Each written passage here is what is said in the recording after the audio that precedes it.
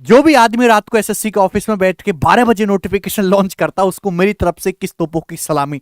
बहुत बढ़िया काम कर दिया एसएससी ने। एक बार फिर से मल्टीटास्किंग एमटीएस 2022 का नोटिफिकेशन आउट हो चुका है और इस बार भी एसएससी ने बम फोड़ दिया है। एसएससी सीजीएल का नोटिफिकेशन आया, उसमें भी पैटर्न चेंज हुआ। सीएचएसएल का नोटिफिकेशन आया, उसमें भी पैटर्न चेंज हुआ। और जी हां, एमटीएस 2022 के नोटिफिकेशन में भी पैटर्न चेंज हो चुका है। लेकिन आपको उदास होने की जरूरत नहीं है, जोर जोर से ठाके मार के हंसने की जरूरत है, क्योंकि जो भी हुआ है अच्छे के लिए हुआ है। वैकेंसी भी बढ़ गई, डिस्क्रिप्टिव पेपर भी खत्म हो गया, मौज आ गई है। ध्यान सुनो मेरे दोस्त, आज जो तारीख है वो 18 जनवरी 2023 है। एमटीएस का नोटिफिकेशन आज जारी हुआ है, आप फॉर्म भर सकते। जिस भी बच्चे ने 10वीं की परीक्षा पास कर ली है वो एमटीएस का एग्जाम भर के एक सरकारी नौकरी ले सकता है। केवल 10वीं पास क्वालिफिकेशन है। सब लोगों के मन में सोचें केवल 10वीं पास, सबसे कम कंपटीशन इसी में होगा, सबसे पहले नौकरी इसकी पकड़ ली जाए। एक्चुअली में देखा जाए तो सबसे ज्यादा कंपटीशन ही एमटीएस में है। ओके, इसको सीएचएसएल वाला भी भरेगा, सीजीएल वाला भी भरेगा, और जिसको केवल 10वीं पास नहीं भरेंगे, इसको बीए, बीटेक, एमबीए, पीएचडी वाले भी भरेंगे, पता है। तो अभी इसके फॉर्म आ चुके हैं, आप फॉर्म भर सकते हैं एसएससी की वेबसाइट पे जाके। कंप्यूटर बेस्ड एग्जामिनेशन ये अप्रैल 2023 में कराएंगे, ये टेंटेटिव डेट है। जो इनमें सबसे इंपॉर्टेंट बात बताइए, वैकेंसी नॉर्मली 3-3.5-4 हजार के आसपास वैकेंसी आई थी। इस बार एमटीएस में 10,880 वैकेंसी है अप्रॉक्स। ये अभी टेंटेटिव वैकेंसी है और बढ़ सकती हैं। हवलदार इन सीबीआईसी एंड सीबीएन में 529 वैकेंसी हैं। तो यानी कि लगभग अगर मैं देखूं तो ये वैकेंसी आपकी 12,000 के नजदीक तो होंगी ही होंगी। और ये नेम ऑफ पोस्ट है, फंक्शनल रिक्वायरमेंट है, suitable category of benchmark disability. ये तो आप इसको डिटेल में पढ़ेंगे तो बहुत सारी चीजें आपको देखने को मिलेंगी। ये इन्होंने क्राइटेरिया दे रखा कि फॉर्म भरने के लिए क्या क्या क्वालिफिकेशन होनी चाहिए। हाँ, एज लिमिट इसमें बता रखी है कि 18 से 25 साल। कोई भी स्टूडेंट 1998 से पहले का बॉर्न नहीं होना चाहिए और 2005 से बाद का नहीं होना चाहिए, वो भर सकता है। और 18 से 27 साल ये हवलदार के लिए। दो अलग अलग चीजें, हवलदार इन सीबीआईसी एंड एमटीएस की कुछ पोस्ट के लिए इन्होंने क्वालिफिकेशन दे रखी है कि 2 जनवरी 1996 से लेके 1 जनवरी 2005 के बीच में जो बालक है वो भर सकता है। ठीक, और इसमें अलग अलग कैटेगरी में रिलैक्सेशन भी मिलता है। जैसे एससी एसटी के लिए 5 साल का रिलैक्सेशन है, वो अलग अलग कैटेगरी में इन्होंने रिलैक्सेशन भी बता रखा है। आप पूरा देखो, मैं आपको सब कुछ बता दूंगा कि इसमें क्या क्या दिया है नोटिफिकेशन में। आप इसको डिटेल में पढ़ेंगे। ये वही हर नोटिफिकेशन में यही कॉपी पेस्ट होता है शुरू से लेकर आखिर तक, इसको आपको देखने की भी जरूरत नहीं है। जो काम की चीज है वो मैं आपको बता दे रहा हूं। एसेंशियल एजुकेशन क्वालिफिकेशन सभी को पता है कि मैट्रिक्स एग्जामिनेशन पास होनी चाहिए, equivalent from a recognised board से, किसी भी बोर्ड से। अच्छा, हाउ टू अप्लाई? अप्लाई आपको पता है कि एसएससी की वेबसाइट पे जाकर अप्लाई करना। 1 महीने का समय आपके पास है, लेकिन मैं आपको 100 रुपया फीस लगनी है, आपको पता है, 100 रुपी ओनली। अच्छा, इसके बाद ये जो है, ये इन्होंने सेंटर्स बता रखे हैं कि इन सेंटर्स पे आपका पेपर होगा।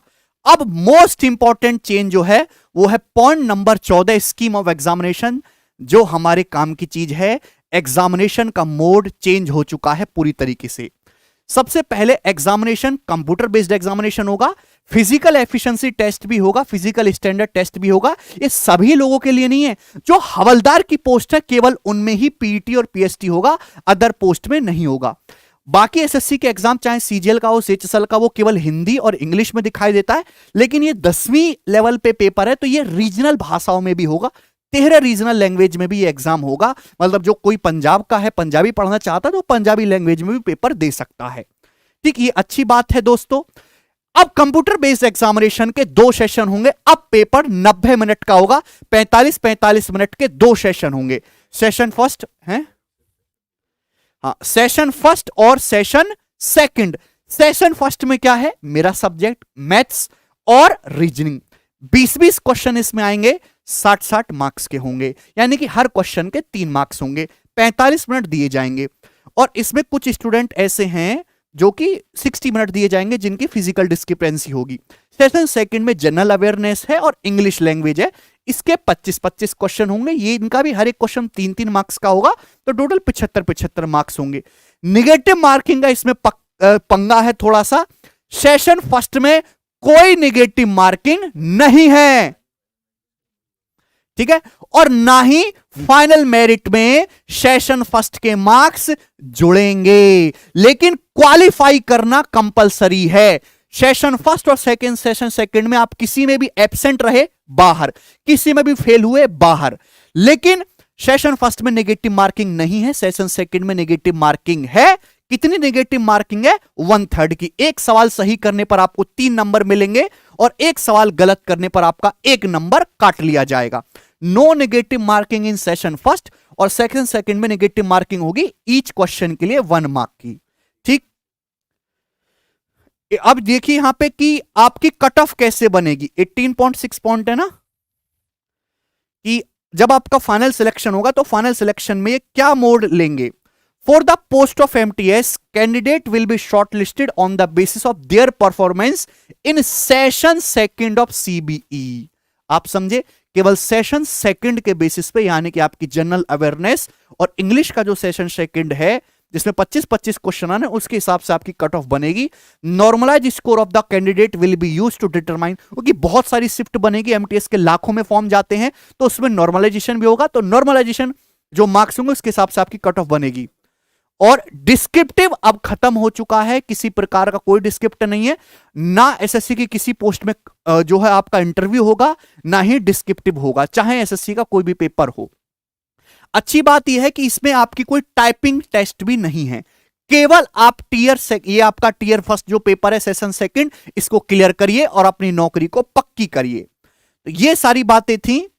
For the performance of MTS in session second of CB candidate will be considered for final merit list। साफ साफ इसमें लिखा हुआ है पॉइंट 18.10 में कि सेशन सेकंड के बेसिस पे आपका सिलेक्शन होगा, लेकिन गणित और रीजनिंग को इग्नोर मत करिएगा, वो क्वालिफाई करना कंपलसरी है। लेकिन ऐसा नहीं कि आप पूरी ताकत उसी पे लगा दें। तो ये बहुत अच्छा प्रयास है कि भैया, क्योंकि जो आपका पहले होता था डिस्क्रिप्टिव, उसमें तुक्काबाजी होती थी, किसी के कितने नंबर आ जाते थे, किसी के कुछ आ जाते थे। एग्जामिनर के मूड के ऊपर डिपेंड करता था कि उसके घर में माहौल कैसा है, माहौल पॉजिटिव है बढ़िया नंबर, माहौल खराब है घटिया नंबर। लेकिन अब ऐसी दिक्कतें खत्म हो चुकी हैं। तो ये जो है, ये जो पूरा नोटिफिकेशन है मैं अपने चैनल पे डलवा दूंगा, डिस्क्रिप्शन में लिंक है, हमारे टेलीग्राम चैनल पे जाइए, वहां पे आपको सभी एग्जाम की नोटिफिकेशन मिलेंगी, बहुत ही शॉर्ट और सबसे जल्दी।